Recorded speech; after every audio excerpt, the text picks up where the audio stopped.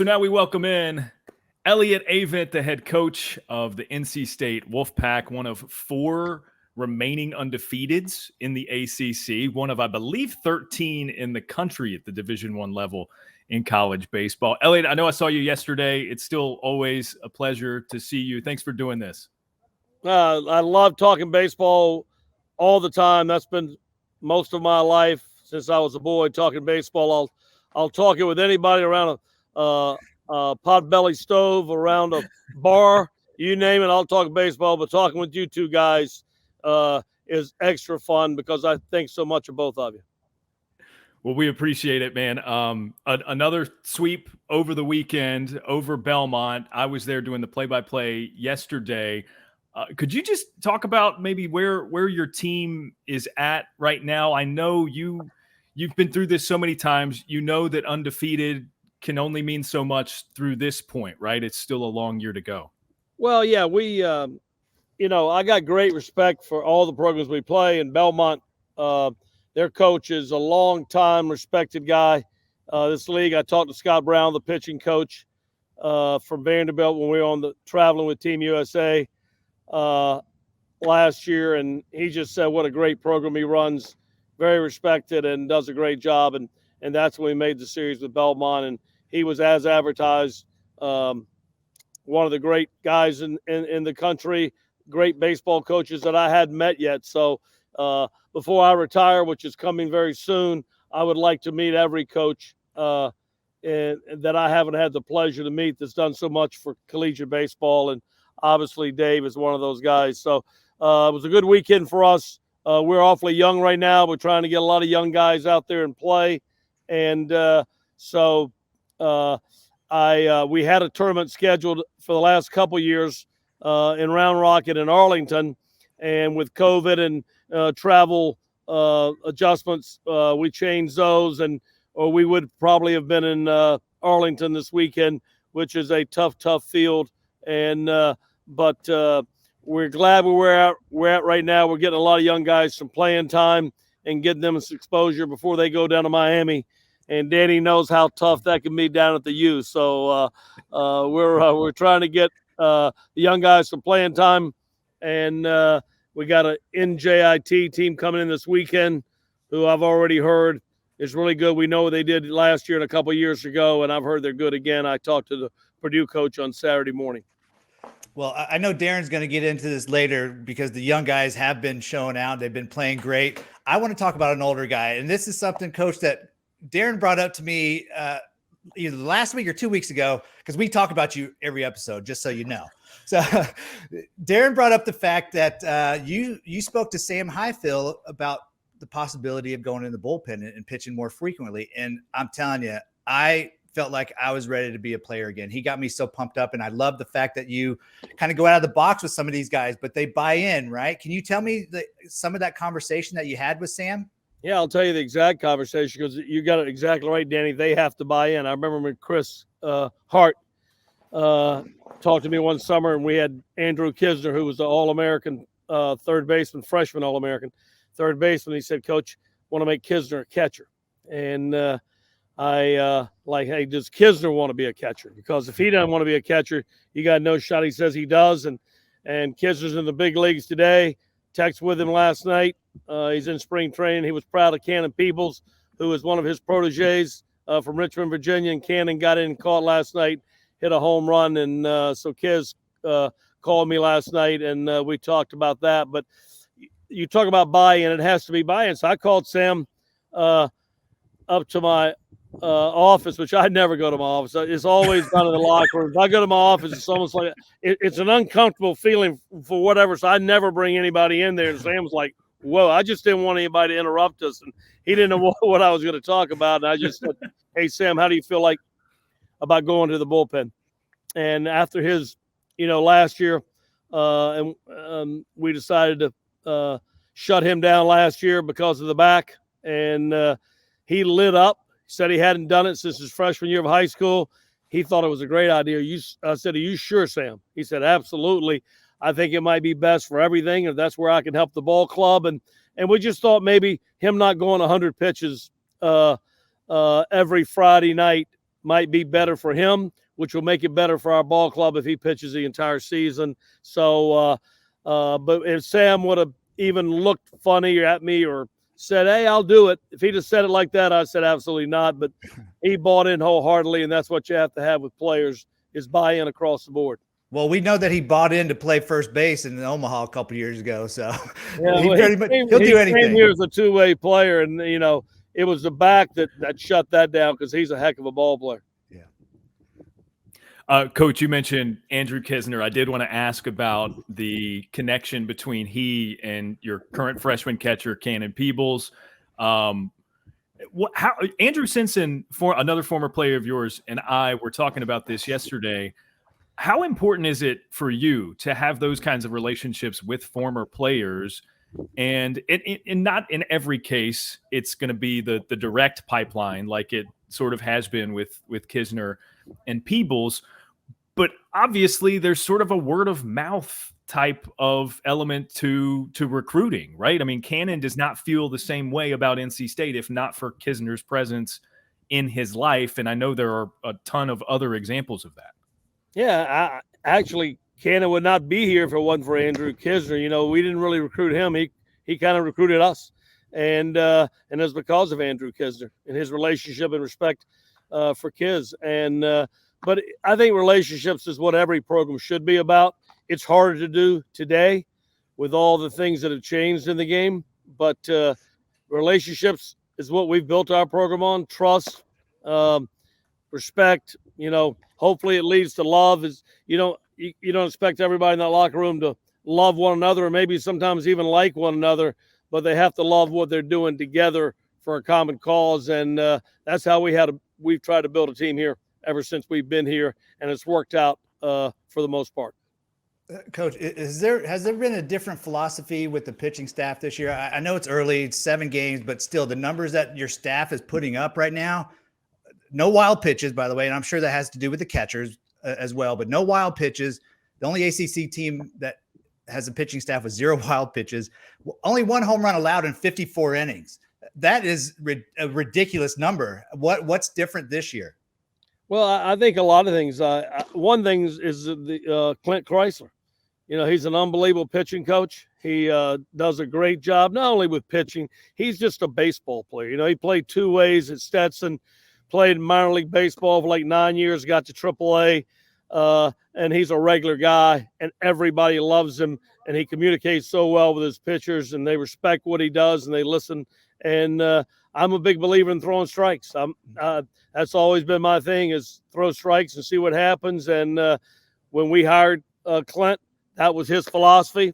So I knew right away within the first 10 minutes of our conversation, he was the guy for us. And so he believes in pounding the zone, and it's been very well. And now you got analytics in the game. We used to talk about he's got a heavy baseball or the ball rides pretty good, all these things we talk about. And now they got numbers with analytics that actually tell you why that is true. And our staff has done a great job with that. And we've been very successful so far. But it's, the toughness of this league, and how our schedule is with the guys you got to play in our state, and how it's going to get tougher and tougher and tougher. But right now we're very pleased with what the young pitching staff has done. Yeah, the youngest of those made a start, just his second for you yesterday, Dom Fritton, which you're throwing me off with guys like he and Rio Britton. Too many rhyming names, man. It's tough for me to keep sorted out. I know Simpson had a problem with it yesterday. I kept referring him to him as Britton instead of Fritton. I had to correct him a couple of times. So you can give him hell for that next time you see him. But Fritt was really good, right? And he's got that little slide piece that works well to his advantage. He seems very, very mature because, he did not look like a freshman in that Sunday start yesterday. 6+ innings, 6 or 7 strikeouts? Yeah, Daron, you're exactly right. He's a true freshman pitching at this level on a weekend. Not a lot of guys have done that. There's been a few, but not a lot of guys have done that. And he's very mature, as you said. He's left-handed, which never hurts in this game. And right now he's pounding the zone with a pretty good fastball. His slider is going to continue to get better, and he's got a pretty good changeup. Yeah. And then I've got one more freshman I want to ask you about, because if you recall, we talked in the preseason and I asked you specifically about Cannon Peebles and then this guy, Eli Serrano III, just because of my familiarity with them. They've both come up through the USA baseball system and I'd seen them plenty. I knew you had a couple of dudes coming your way, right? So in my mind, I think the question at that point was, is it possible these guys are going to get some early ABs for you? You've got your established pieces at those two positions, but is it possible? And you, in typical Elliott Avent fashion, you didn't want to guarantee anything. You said, yeah, no, they're freshmen, but then I get to call the game yesterday. It's the first time I've seen you guys all year, and come to find out they both hit their first career home runs. Eli looked good at the plate. Yeah, he's got a good little swing. He's first of all, his mom and dad were great athletes as well. So it doesn't hurt to have it in your genes, right? Two big-time athletes. Clint actually says mama was better than daddy, and I know daddy played pro ball for a long, long, long time with Bo Robinson and Clint. So pretty good lineage there for Eli. But he loves to play. He's a great kid, great personality. And I don't know who was happier when he hit that home run, him or the dugout yesterday, because he's well-loved here. But the thing he's done very, very well is he's made himself a really, really good first baseman. He's an outfielder and can play good outfield, but we needed him at first base this year, and he's gone there and worked and turned himself into a pretty good first baseman. I always compare him. I think they compare him to somebody else. I always compare him to Bellinger. And he can go out and play the outfield. He can play first base. He's a left-handed hitter with a lot of juice. And, Trey was good friends with Bellinger when he was with the Dodgers, so I heard a lot of Bellinger stories, and I just think he reminds me so much of him. He can run, and he scored from first the other day on a double, and he was absolutely flying. I think Hart was going to stop him, but Eli got to third so quickly. Chris just wheeled him around, and he's just he's going to be a good player. And then you mentioned Cannon Peebles. I actually, kids called me last night because I texted him and said he never hit a ball as far as Cannon hit that one yesterday in left center by the batter's eye. Went over that thing they got out there to film with. And but the great thing about Cannon, he worked so hard in the fall after coming in with the surgery, and so he missed the fall, and he worked so hard when he was allowed to do anything to come back. And then this preseason, so he's just starting to be able to work a lot, and he is a worker. But the thing that's impressed us about Cannon is the way he handles the pitching staff as a freshman and the way he receives the baseball. Well, if you have a name like Cannon and you're a catcher, you better be good, right? Yeah. I mean, that's probably the best name in the country. I got a question kind of a little bit off topic. I played with Andy Barquette on Team USA 1993. I know that was just a couple years before you got there, Coach. But his son is now a player with you, Isaiah Barquette. Can you tell me a little bit about him? Andy says stuff about him, but I don't know if he's lying or if he's just a proud dad or what. Andy is a proud dad and every right to be so. He and Brandy have been here a couple of times, and I told them both that kid, nobody on our team loves baseball more than Isaiah Barquette. He works and works and works, because some people work because they want to play, and he wants to play. Trust me, but he works because he loves the game. He just loves the game. And his dad was a great player, as you know, here and on Team USA. And Isaiah works and works and works. Going to be a great player here. He's gotten in a few times, hadn't got a start yet, but he can play second, short, or third, first base. He can play anywhere, and he loves to play. And his work ethic is probably unmatched by anybody on the team. Well, Coach, before we let you go, I was telling Danny about the hospitality that I received yesterday, and it's because of my boneheaded nature. I got there an hour earlier than even I'm supposed to be there early, because I thought the first pitch was at noon instead of 1. So that's the reason I was there against the net, calling and asking you to, hey, how do I get down there now? But I did get the tour through the clubhouse. The renovations, I guess they're through stage 1 there at the Doak. Right. Everything looks great. I know you're probably excited for stage 2, but this is me lobbying for Danny. We're going to get him to Raleigh, and I expect him to get served breakfast as well. That's all I'm saying. If Danny comes to Raleigh, and he's welcome anytime, he will get whatever he wants. I really mean this when I say it, because he has a stage and a platform that allows him to be able to do this. but he loves the ACC because he played in it and competed in it, and he knows how good the University of Miami is, and he's proud of his heritage there. But he understands how good ACC baseball is, but he has the platform to get that out for us, and our coaches talk about it. We appreciate everything he does. Thank you, Coach. I'm so glad that I can get a word out and just let everybody know how great this conference is, how great each team is. And I think the biggest thing I'd like to do is tell people how great you guys are, the coaches, because a lot of times people don't get to know you. We get to know you. I remember sitting there at the championship last year after we interviewed you. We could have sat there for another hour talking, and there was people sitting there waiting for you to come out. And I'm like, we're having a conversation here. Yeah, we were having fun. We were having fun. And you're right. All the coaches in this league are great.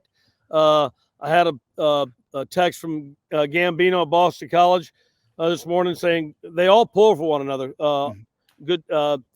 You're the you. I'll do it. The you. Gino Damari has been such a good friend to me and so gracious with everything. I know has a great friendship. He played Little League with Chris Corciani, who's a great friend of mine, and so we go back and JD and just everybody. There's everybody there. The U has always accepted me, Coach Morris, and I got to know a lot of the players there. Yohandi Morales this summer on the USA team became friends. I sent him a text the other day, and so it's just, I think it's a great relationship with not only coaches in this league, but players and players to coach sometimes in this league. You had a first baseman years back that always I loved him to death, and now he's up. I went out to the All-Star game to see Trey and Carlos, and there he is on that big stage out there, and doing some stuff for the draft. And Yonder Alonso, I got so many special as a judge there. Joe Martinez, who was we went to a super regional there one time. And he was my host, and we still keep in touch. So I have a great affinity and affection for the University of Miami and their baseball program. Well, I can assure you, as much as I love the U, I love the ACC even more. Like it's you guys have made this so easy for me to love, and so easy to hype it up. So I thank you for that, Coach. Well, it's good seeing you two guys, Daron. Good seeing you in person yesterday, Danny. I look forward to seeing you soon, and y'all have a great spring following ACC and college baseball. We certainly will, Coach. Appreciate the time as always. We'll see you again soon. Thank you.